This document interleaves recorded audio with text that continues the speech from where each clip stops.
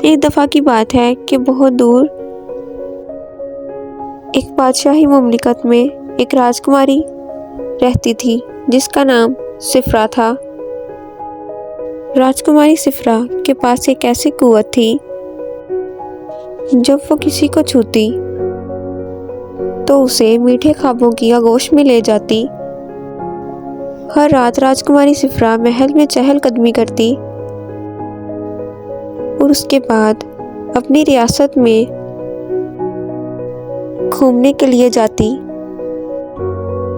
और अपनी रियासत के घरों में सो रहे बच्चों के ऊपर अपनी उस सलाहियत का जादुई तौर पर इस्तेमाल करती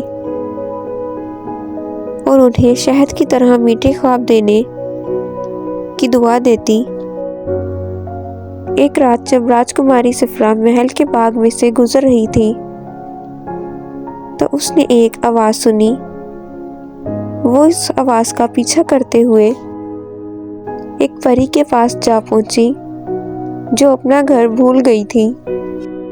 राजकुमारी सिफ्रा ने मुस्कुराहट के साथ परी को उठाया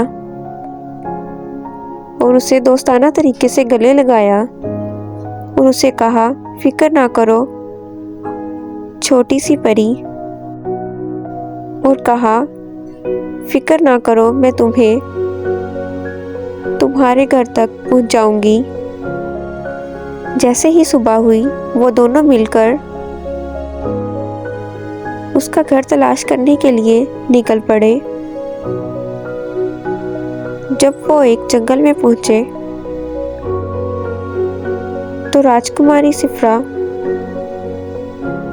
परी को रास्ता दिखाते हुए चलते रहे।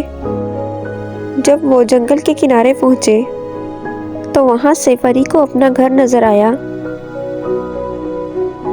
परी ने राजकुमारी सिफ्रा को शुक्रगुजारी के इशारे में कहा कि शुक्रिया, आपने मेरी मदद की। उसने कहा, तुम वाकई रहम और मोहब्बत की राजकुमारी हो। उसकी ये आवाज़ सितारों की तरह आसमान और पूरे जंगल में गूंज रही थी और चमक रही थी।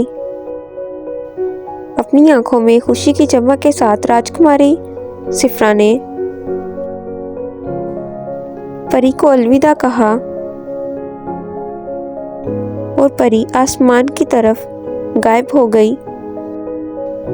जब राजकुमारी महल वापस आई तो उसे ये एहसास हुआ कि ना सिर्फ उसके मीठे ख्वाब लोगों को देने की दौलत है, बल्कि दूसरों के साथ दिखाई गई मेहरबानी और शफकत भी इसका हिस्सा है। इस दिन से राजकुमारी मुमलिकत के बच्चों को मीठे ख्वाब देने की कोशिश जारी रखती रही। जहाँ भी जाती खुशी और मोहब्बत फैलाती, और वो ये जान गई